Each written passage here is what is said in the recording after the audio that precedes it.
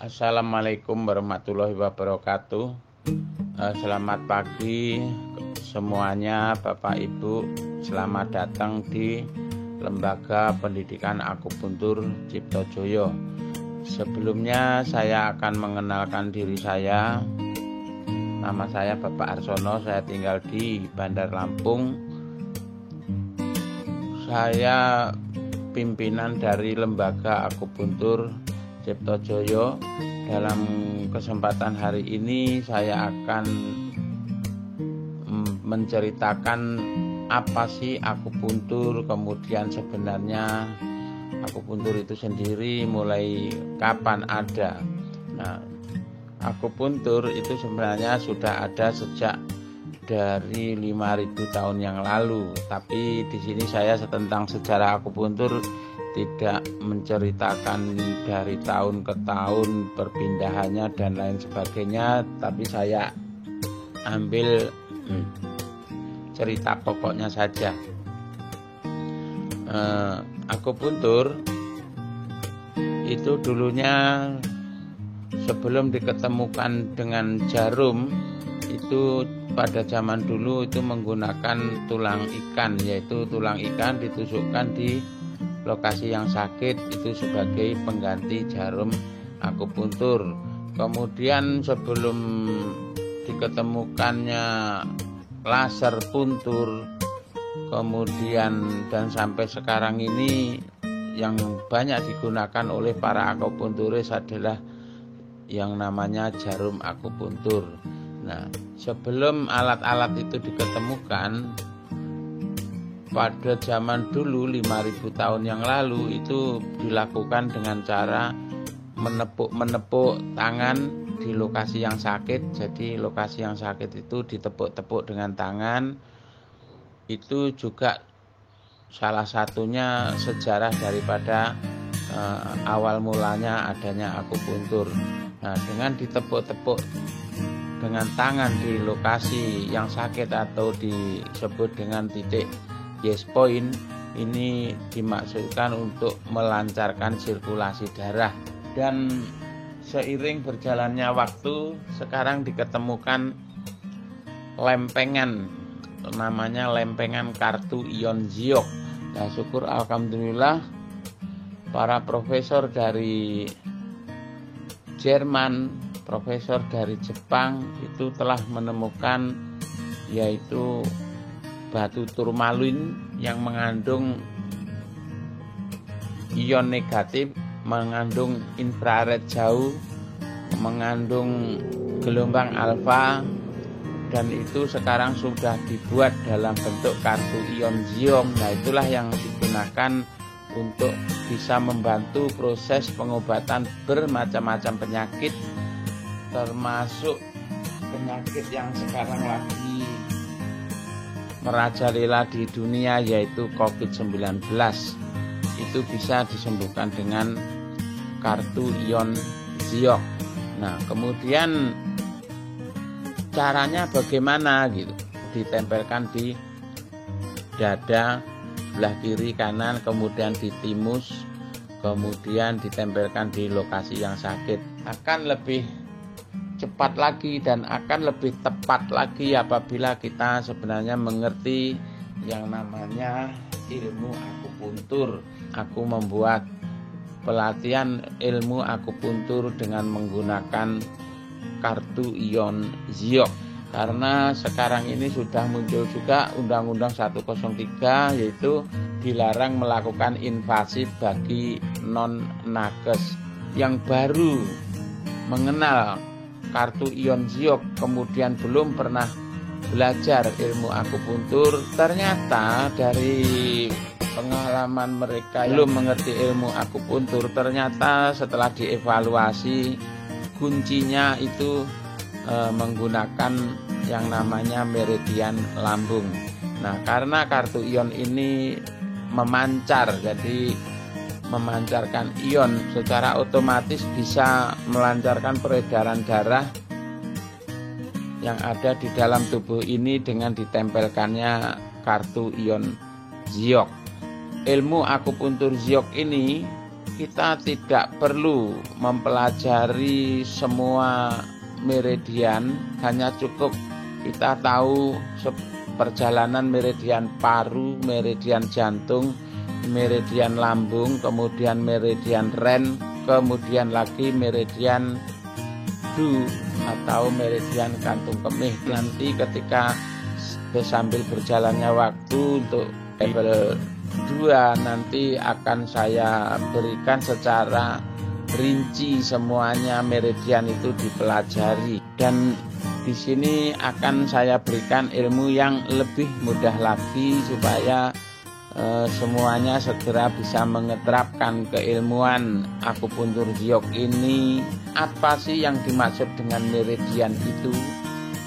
Jadi kepada semua warga belajar, saya berharap juga agar memiliki buku pedoman belajar akupuntur giok yang sudah saya susun. Nanti bisa pesan dengan saya, nanti tujuannya supaya ketika saya menjelaskan silahkan dibuka tentang sejarah akupuntur, jadi semuanya punya keseragaman. Kemudian kembali ke masalah meridian tadi.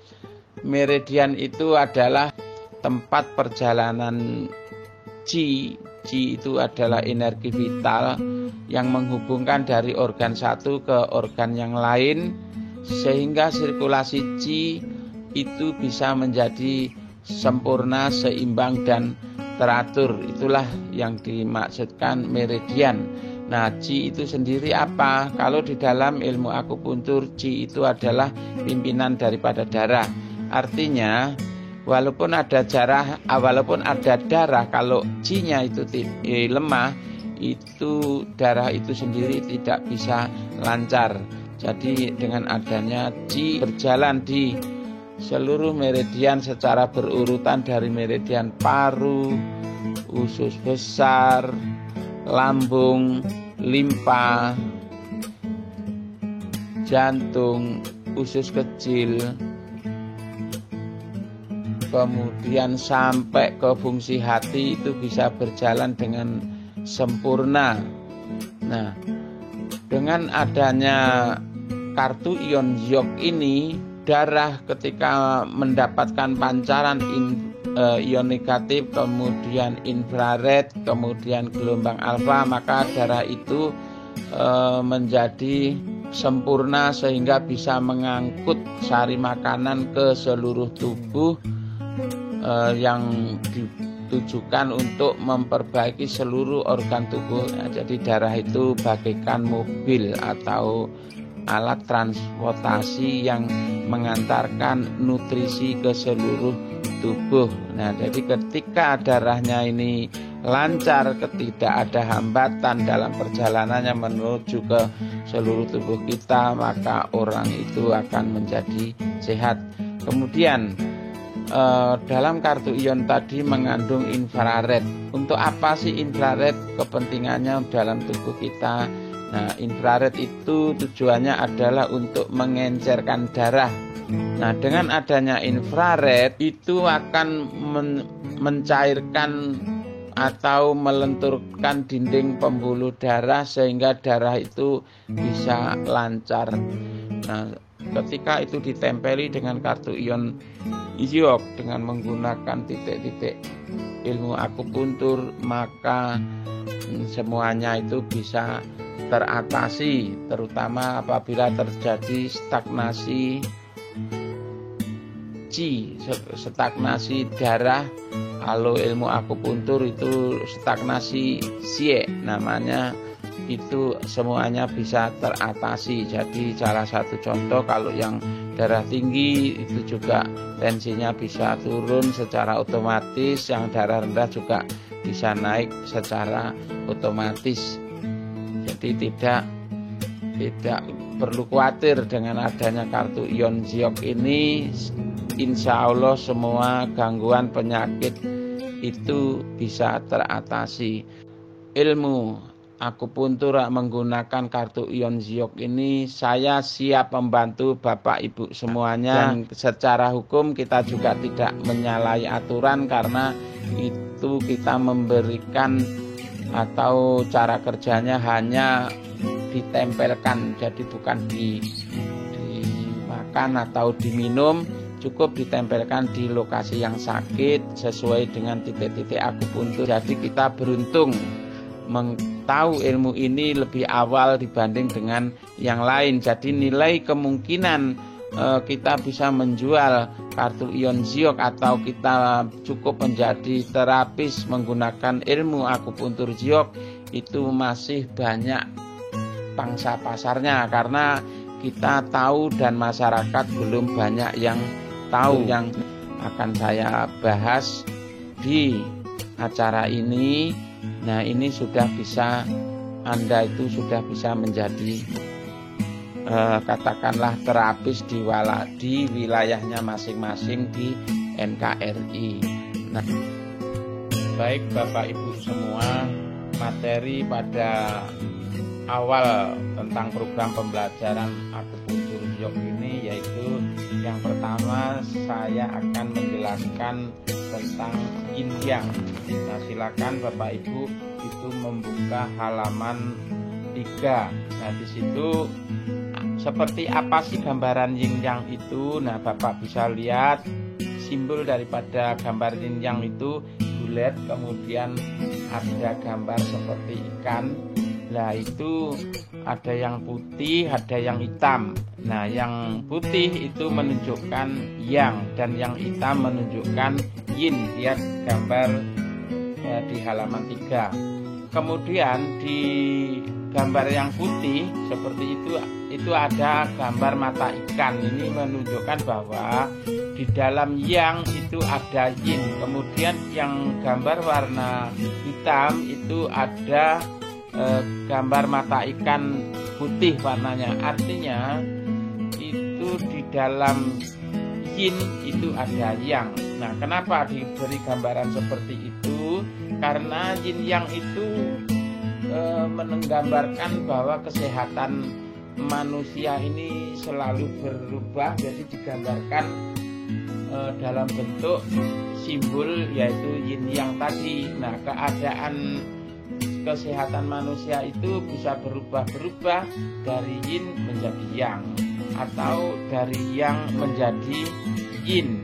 Nah, itu akan berubah-ubah disesuaikan dengan keadaan saat ini. Kalau orang itu dalam keadaan bersedih, maka otomatis gambaran yinnya kalau sedih itu menjadi lebih besar, kemudian yangnya itu menjadi kecil. Ya,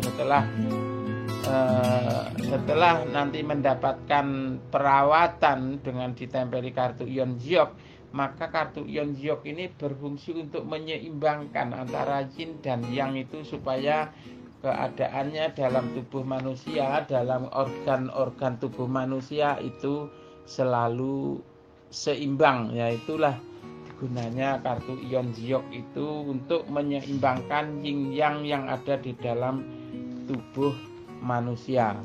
Kemudian pengertian yin yang adalah dua aspek atau bagian dari suatu yang paling mendasari, saling mempengaruhi, tidak mutlak, dan keduanya bertentangan, kemudian saling membentuk suatu kesatuan yang utuh dalam suatu keseimbangan yang harmonis dan dinamis. Nah, yin adalah segala sesuatu yang bersifat pasif. Kemudian kalau yang itu adalah segala sesuatu yang bersifat aktif. Jadi kalau kita nanti akan menggambarkan yin itu seperti apa, yang itu seperti apa, nah itu kita ingat aja, dilihat aja dari sifatnya. Nah, contoh misalkan kalau laki-laki itu tergolong yang, tapi kalau perempuan itu adalah yin. Kenapa?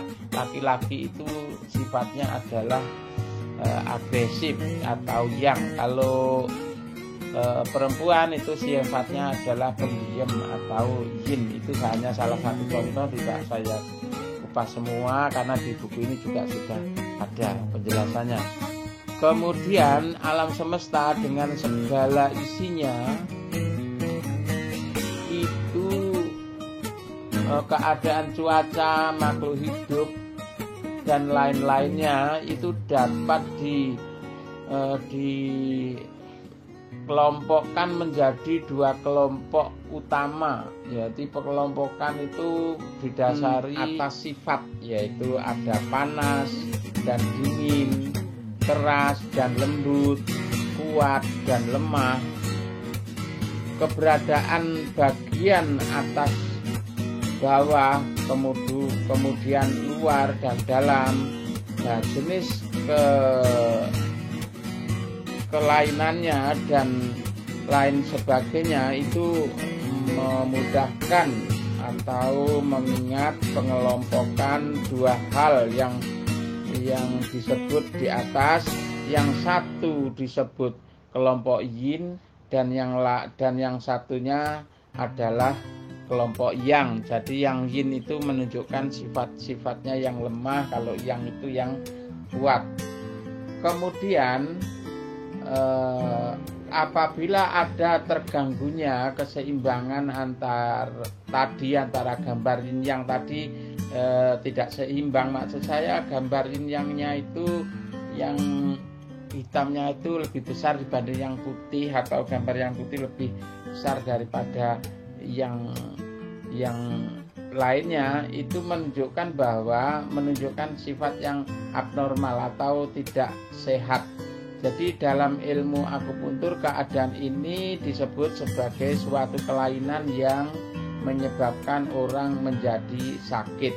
Nah, tugas kita adalah mengembalikan keseimbangan yin yang pada tubuh manusia, terutama kepada organ-organ tubuh manusia, misalkan organ jantung, ginjal, dan lain sebagainya. Nah, di dalam buku ini juga salah satu gambarannya, silahkan dibuka halaman 7 apabila dihubungkan dengan organ tubuh manusia.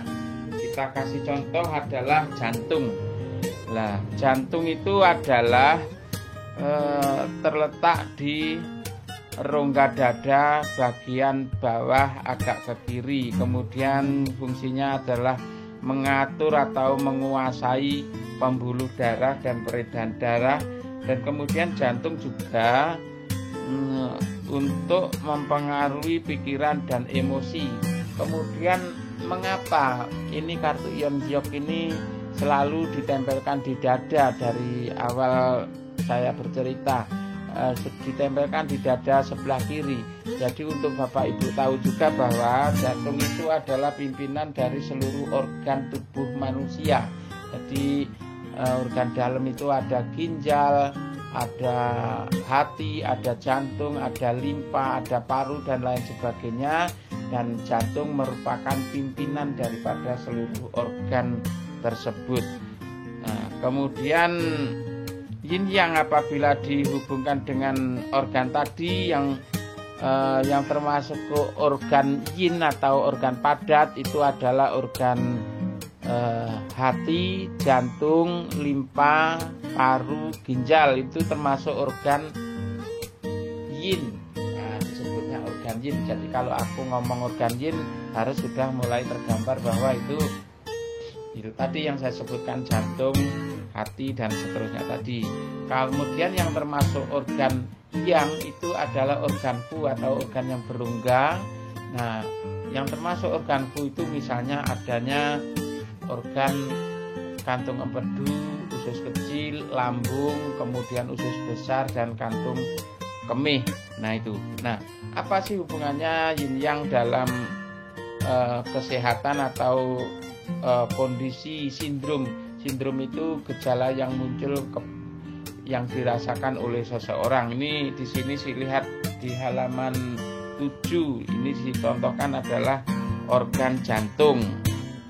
Nah, jantung yang dalam keadaan yin, ya saya ulang, dalam keadaan yin itu kemungkinan gejala-gejala yang muncul adalah sering berdebar-debar, kemudian banyak mimpi, mudah kaget dan terbangun, kemudian pelupa dan daya pikirnya itu kurang. Itu menunjukkan bahwa jantung itu dalam keadaan yin. Jadi hati-hati yang sudah mulai pelupa ya. Itu bisa dikategorikan jantungnya mulai dalam keadaan yin. Kemudian jantung dalam keadaan yang, itu kemungkinan gejala yang muncul itu adalah adanya terasa panas di dada, kemudian susah tidur, kemudian muka itu dan mata ini kemerah-merahan, kemudian ujung lidah merah pecah-pecah. Nah, masalah ujung lidah ini pecah itu nanti ada materi di sesi kedua, yaitu tentang anatomi lidah. Jadi maksudnya lidah itu adalah, kalau kita melihat lidah itu gambaran organ-organ yang ada di dalam tubuh manusia, itu bisa dilihat dari lidah. Misalkan kalau ujung itu hubungannya dengan ujung lidah, maksudnya itu hubungannya dengan jantung. Kalau tengahnya itu hubungannya dengan limpa dan lambung, pinggir lidah hubungannya dengan paru, kemudian akar lidah itu hubungannya ginjal dan kantung kemih, tapi itu akan dibahas di sesi kedua secara mendetail. Kemudian apabila panas yang berlebihan itu menyebabkan muntah darah, jadi pembuluh darah melebar. Kemudian darah mudah keluar melalui panca indera. Itu contohnya mimisan ya. Sering terlihat bintik-bintik merah pada kulit dan nadinya biasanya cepat. Nah, ini kalau yin yang dihubungkan dengan nadi itu, kalau yin itu nadinya biasanya tenggelam atau dalam. Kalau kecepatannya, kalau yin itu nadinya lambat. Kemudian kalau yang itu nadinya cepat. Itu kalau nanti dipelajari lagi tentang bagaimana memeriksa nadi dihubungkan dengan yin yang. Kalau nadinya cepat itu berarti yang, kalau nadinya lambat itu detak jantungnya itu loh maksudnya. Kalau detak jantungnya itu cepat itu berarti yang, maka otomatis keadaan orang itu panas. Nah, itu bisa dilihat dari palpasi namanya, itu nanti akan dibahas di sesi yang kedua. Kemudian perlu saya jelaskan sedikit lagi, yaitu tentang filosofi yin yang. Jadi sifat-sifat yin yang itu memiliki dua sisi, di mana dua sisi itu saling bertentangan, kemudian saling tarik-menarik, kemudian saling melengkapi dan saling membentuk. Nah, keduanya merupakan satu kesatuan yang tidak bisa dipisah-pisahkan. Salah satu contoh di alam ini terjadinya siang dan malam. Nah, kalau siang itu yin, maksud saya siang itu adalah yang, kemudian kalau malam itu adalah yin. Ini sesuatu yang tidak bisa dipisah-pisahkan satu dengan yang lain. Kalau yin yang ini tidak seimbang, nah contohnya kayak mana ya, kalau di dunia ini misalkan yin terus berarti kan malam terus, itu keadaan yang tidak normal. Ya, normalnya serasinya supaya kita bisa menjalani kehidupan dengan sempurna. Nah, itu yin yang itu tadi harus selalu seimbang. Salah satu contohnya keadaan antara adanya suami istri. Nah, ini juga keadaan yin yang, di mana orang perempuan juga perlu orang laki juga perlu perempuan. Nah, ini menunjukkan dua aspek kehidupan yang tidak bisa dipisah-pisahkan. Kemudian yin yang juga merupakan energi yang terus-menerus berubah dan bergerak dalam keseimbangannya. Jadi kalau di dalam gambar itu atau dalam kesehatan manusia, itu yin yang itu selalu berubah-ubah, setiap menit, setiap detik itu berubah-berubah keadaannya.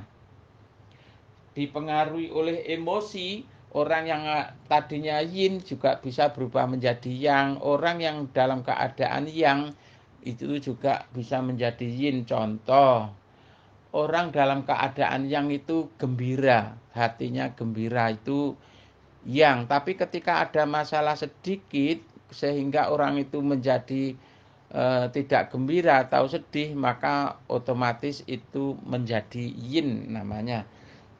Kemudian yin yang itu juga memang tidak mutlak, tergantung dari sudut pandangnya kita pada saat itu. Kemudian yin yang itu tidak murni. Contoh, pada pria terdapat hormon estrogen namanya. Kemudian bila melewati batas maksimal, maka akan berubah menjadi sifat yang bertentangan. Kemudian bila yin yang itu adalah keseimbangan, maka manusia yang bersangkutan sehat, dan sebaliknya itu tergantung keadaan yin yang pada tubuh manusia. Jadi kalau nama penyakit misalnya orang itu sakitnya akut. Nah, akut itu berarti tergolong yang. Nah, di luaran sana banyak ya yang menyebutkan salah, kaprah. Dia bilang, penyakitnya sudah akut. Lah, itu kata-kata itu sebenarnya kurang pas di ilmu kesehatan kalau menyebutkan bahwa penyakitnya sudah akut. Ya, jadi kalau ada kata sudah itu ya penyakitnya sudah kronis, berarti yin gitu loh. Kalau akut ya akut aja, jangan diikuti kata sudah. Penyakitnya akut gitu aja, jangan penyakitnya sudah akut. Karena sebelum akut itu ya sehat. Nah, jadi kalau sudah itu ya penyakitnya sudah kronis, itu baru benar. Jangan sampai menyebutkan penyakitnya itu sudah akut. Itu contohnya seperti itu. Kemudian saya akan memberi contoh antara yin dan yang. Coba Bapak perhatikan sifat-sifat yin dan yang. Nah, nanti Bapak silahkan memperkirakan ini yang saya ucapkan ini termasuk yin atau yang. Nah, salah satu contoh, kalau diam itu sifatnya adalah yin, kalau bergerak itu sifatnya yang. Kemudian kalau memperbaiki itu adalah yin. Tapi kalau merusak itu adalah yang. Kemudian dunia itu dengan surga. Dunia itu yin, kalau surga itu yang. Kemudian perempuan itu adalah yin, kalau laki-laki adalah yang. Coba diperhatikan, kalau dingin berarti yin atau yang. Nah, kalau panas berarti yin atau yang. Nah, coba Bapak pikirkan seperti itu. Jadi kalau dingin itu adalah yin, kalau panas adalah yang. Nah, itu kita sebenarnya bisa memperkirakan itu dari sifat-sifatnya aja. Nah, seperti adanya air dan api. Kalau air itu adalah yin, kalau api adalah yang. Kemudian ada lagi kalau tenggelam dan mengambang. Kalau tenggelam itu adalah yin, kalau mengambang itu adalah yang. Nah, itu sedikit saya kasih gambaran, nanti di tabel di buku itu sudah ada contoh-contoh yin itu seperti apa, contoh-contoh yang itu seperti apa, di situ sudah jelas semuanya.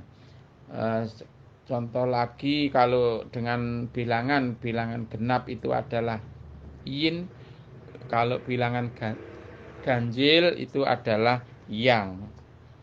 Nah, itu sedikit gambaran tentang yin yang Bapak lihat. Sebenarnya untuk menjelaskan yin yang itu normalnya itu sampai paham itu 2 jam, tapi ini saya permudah karena dengan alat kartu ion Giok itu yang sangat luar biasa itu cukup ditempelkan, maka secara otomatis bisa menyeimbangkan antara yin dan yang dalam waktu cepat. Jadi kalau di ilmu akupuntur itu ada yang namanya tonifikasi dan sedasi.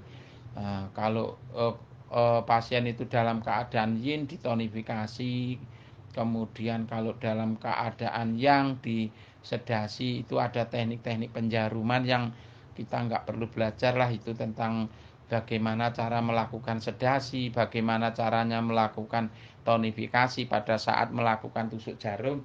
Itu kita nggak perlu belajar sampai jauh ke sana, tapi tidak menutup kemungkinan nanti di bab berikutnya nanti akan saya beri pengalaman tentang bagaimana membuat tonifikasi dan sedasi. Nah, tapi karena media kita ini kartu ion ziok, akhirnya menjadi tidak terlalu penting kita harus tahu bagaimana caranya membuat sedasi atau bagaimana caranya membuat tonifikasi. Nah, itu sedikit tentang yin dan yang. Silakan Bapak di buku itu silakan dibuka-buka, dipelajari yin yang itu. Mungkin kalau ada pertanyaan silakan Bapak Ibu membuat pertanyaan. Kemudian pertanyaan itu ditulis, kemudian disampaikan di grup LKP Cipto Joyo, nanti akan saya jawab. Jadi jawabannya dalam bentuk pesan suara. Nah, tolong disebutkan nama, dari mana, kemudian pertanyaannya apa. Itu penting karena biar untuk jelas ini siapa nih yang nanya gitu, nggak menutup kemungkinan soalnya hanya daftar aja tapi ternyata nggak belajar, terbukti nggak pernah nanya. Nah, kemudian ini juga ada teori tentang perbedaan antara yin ekses dan yang ekses.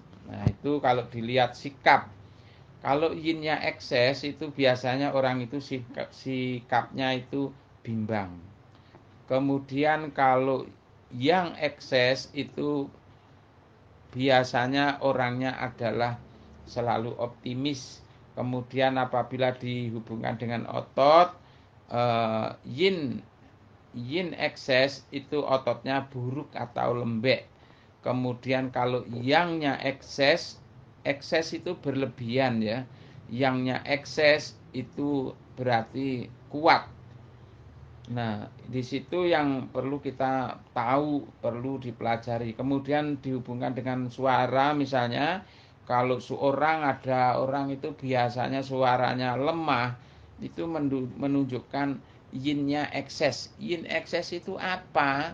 Kalau Bapak melihat gambaran yin ekses itu, jadi gambar yin yang itu, yang hitam itu ekses. Ekses itu lebih besar daripada daripada yang, jadi gambarnya lebih besar.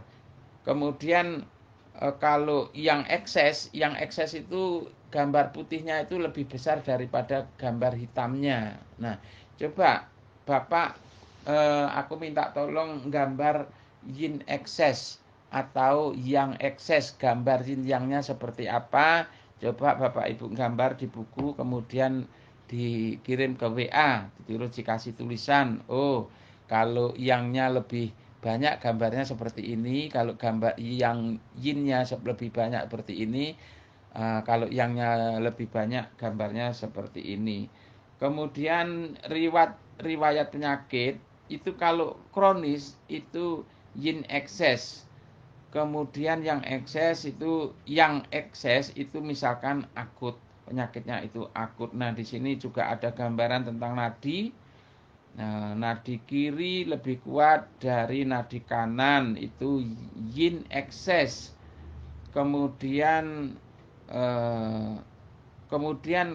nadi kanan itu lebih kuat. Jadi nadi itu di dalam ilmu akupuntur di pergelangan tangan kita itu ada kiri dan kanan, itu nadinya berbeda. Itu menunjukkan yin ekses atau yang ekses bisa dari situ.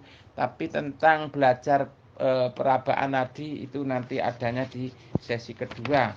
Dan untuk belajar nadi itu memang itu perlu sekali lama ya. Kita juga untuk pemahaman tentang nadi itu mungkin kita harus sering membandingkan nadi kiri dan nadi kanan itu yang kuat yang mana, yang lemah yang mana. Ini perlu waktu. Itulah sedikit gambaran tentang yin yang. Nah, untuk lebih jelasnya Bapak Ibu juga bisa baca di buku panduan ini. Kalau ingin menambah wawasan yang lebih luas lagi tentang yin yang, bisa juga dibuka di Google.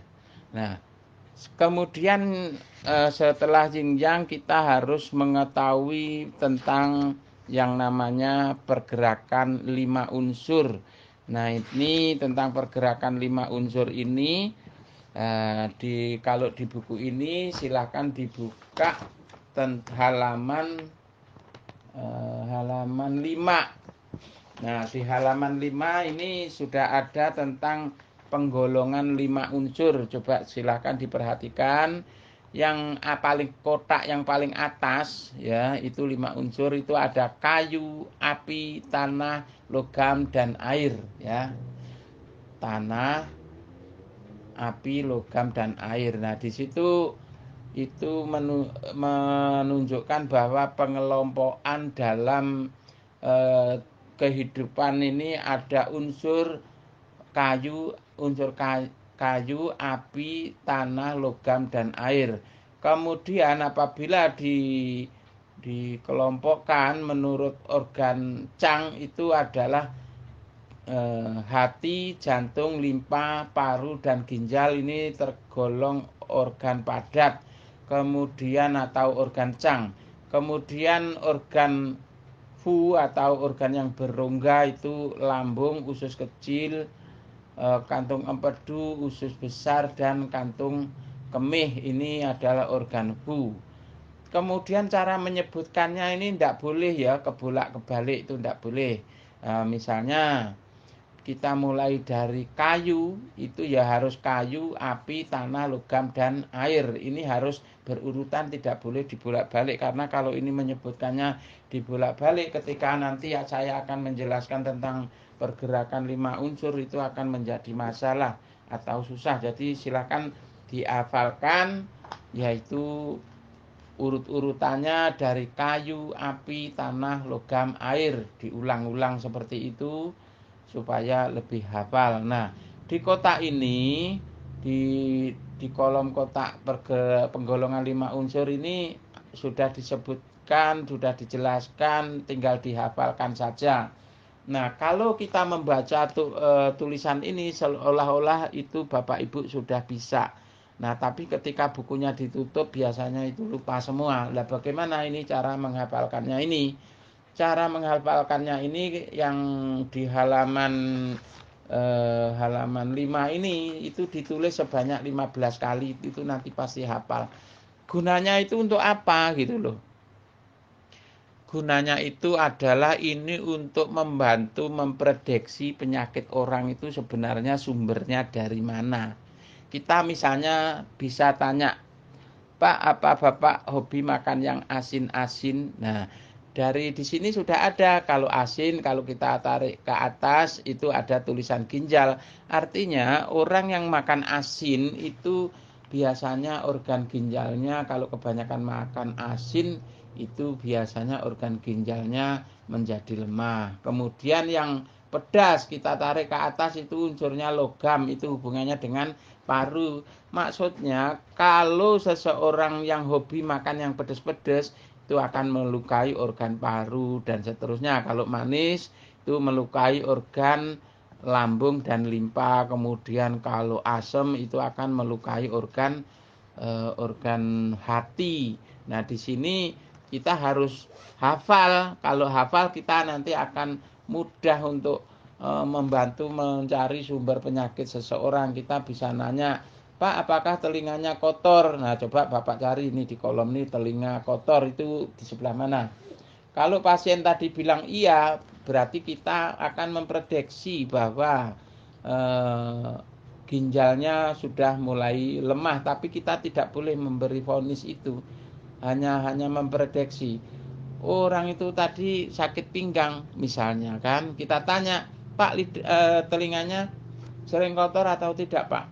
Kan gitu. Nanti pasien pasti jawab, oh iya Pak, telinga saya paling sering kotor, berdenging. Nah, disitulah kita akan memprediksi bahwa orang tersebut mempunyai kelemahan pada organ ginjal. Karena tidak semua orang yang sakit pinggang itu ginjalnya sakit, tidak. Contohnya, kalau orang itu baru mengangkat beban yang berat sehingga tersilir itu juga ginjalnya kan nggak apa-apa, dia karena sakit pinggang karena melakukan aktivitas. Lah dari sinilah kita akan mencari sumber. Betulkah itu ginjalnya yang sakit? Kita bisa mengorek lagi pertanyaan kepada pasien. Pak, aku mau tanya akhir-akhir ini apakah Bapak sering takut, merasa ketakutan? Oh iya Pak, lah baru kita mendeteksi, oh jangan-jangan itu ginjalnya. Gitu. Nah ini penting. Nah jadi untuk urusan sakit ginjal biasanya ada kelainan di masalah telinga, kemudian tulang, kemudian kesukaannya itu biasanya kalau pakai baju misalnya warnanya sukanya yang hitam.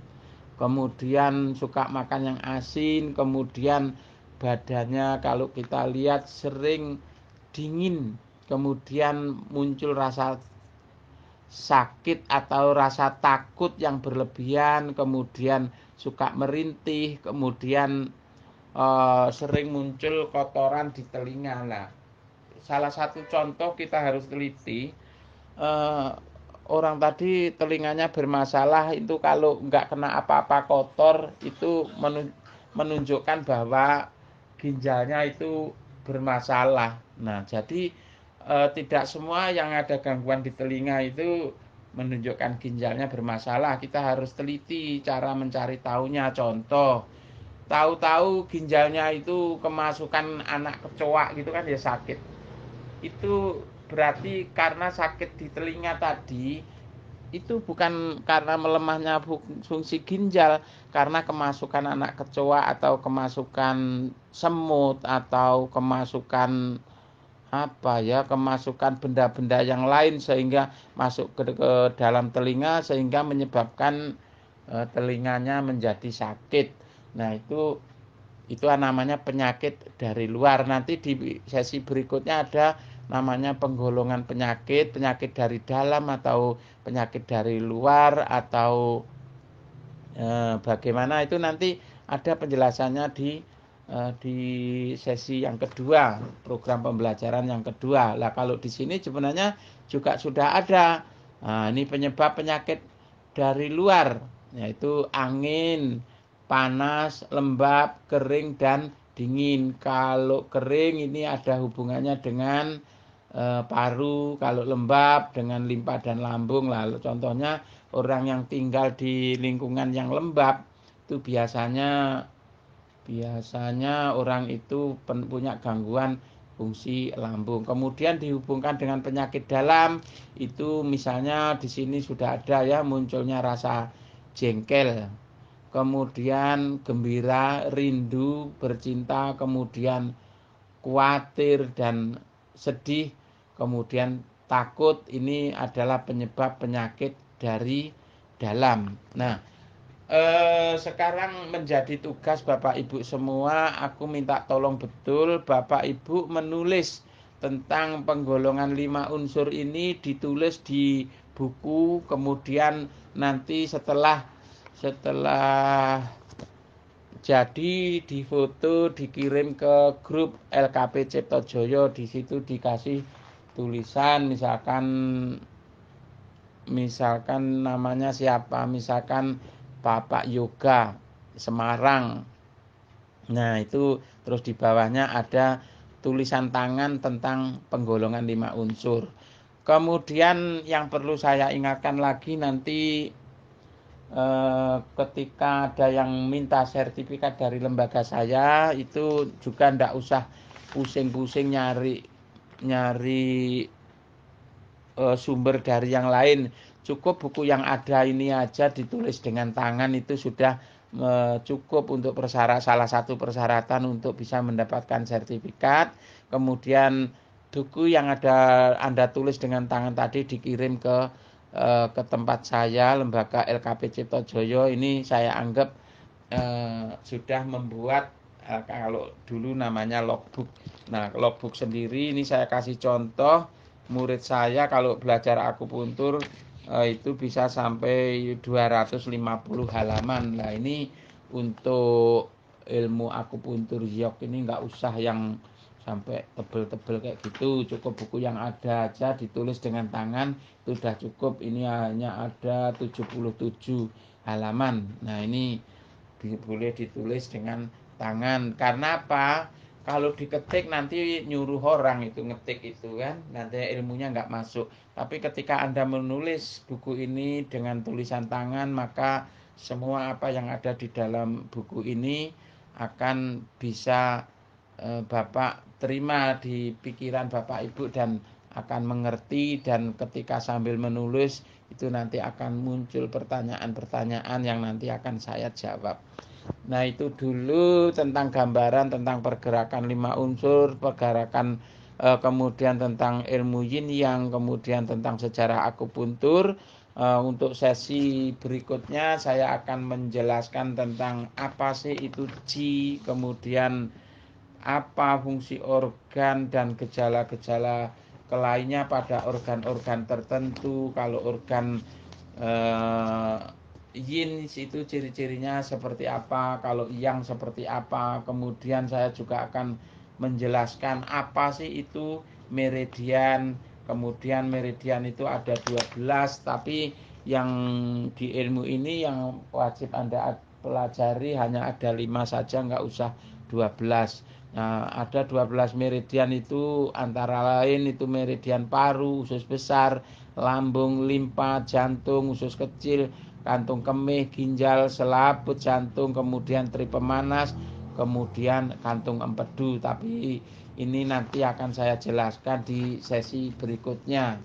Kemudian perlunya Anda tahu salah satu contoh perjalanan meridian yang melewati dada, kemudian melewati tangan, kemudian melewati kepala, itu apa saja. Nah, dari situ nanti kita akan bisa memprediksi, oh, orang itu ada nyeri di dada. Nyeri di dada itu misalnya berarti sumbernya itu dari mana. Kita harus mengevaluasi, kemungkinan sumbernya itu dari paru-paru, jantung atau selaput jantung, atau hati, atau ginjal, atau limpa yang bermasalah. Karena meridian yang melewati dada itu adalah yaitu yang saya sebutkan 6 tadi.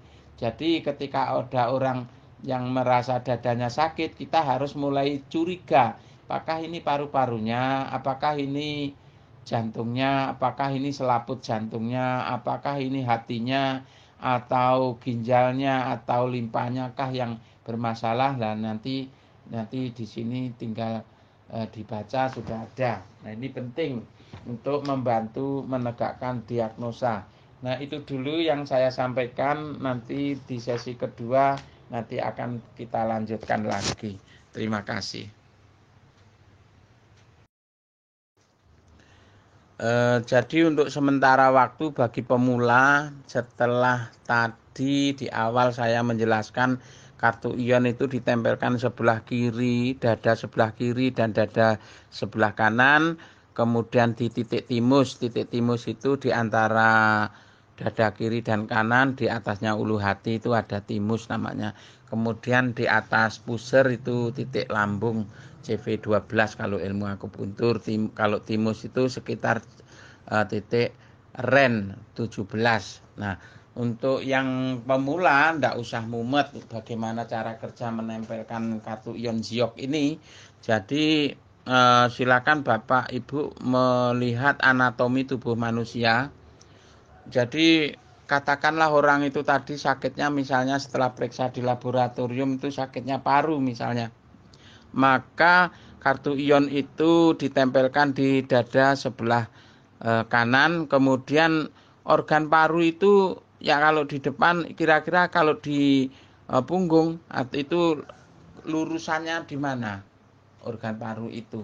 Nah, tentunya di bagian skapula namanya kalau bahasa medis, tapi kita gampangnya ngomong itu blikat ya, blikat atau intong-intong itu di atas. Jadi blikat bagian atas itu ditempel lah itu kartu ion, karena paru-paru yang di depan tadi lurusnya di situ. Kemudian kalau misalkan jantung itu agak ke bawah dikit, jadi blikat agak turun ke bawah, itu urusannya dengan jantung. Kemudian kalau fungsi hati itu itu di titik kansu namanya, tapi untuk lebih mempermudah, kalau ibu-ibu pakai BH itu kan tali BH adanya di situ lah, di sekitar situlah titik kansu itu adanya di situ. Kemudian titik weisu itu untuk memperbaiki lurusannya orang yang sakit lambung. Orang sakit lambung itu kalau menurut ilmu akupuntur titiknya di atas pusar itu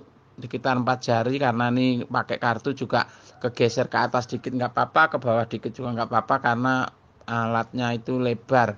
Kemudian selain di CV12 Chongwan, kemudian bisa juga ditempelkan di bawahnya lutut atau dengkul atau patella. Nah, namanya titik ST36.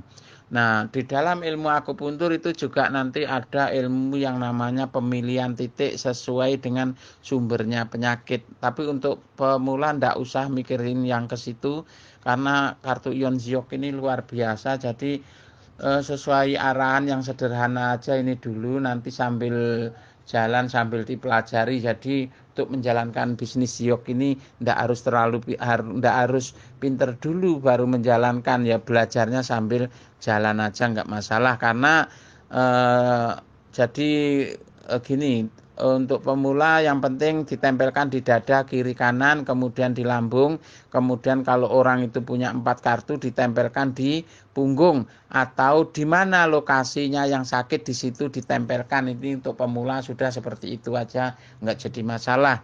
Dan sudah banyak dengan memiliki ilmu yang seperti itu banyak yang sembuh. Nah, cuman kalau Anda nanti menguasai ilmu akupuntur yang sepenuhnya, ketika kita komunikasi dengan calon member atau dengan pasien, kita akan memiliki pengalaman yang luas sekali lah. Untuk sementara itu aja sudah cukup, ditempelkan di depan, di dada kiri kanan, kemudian di bawah tadi, kemudian di punggung, itu sudah cukup.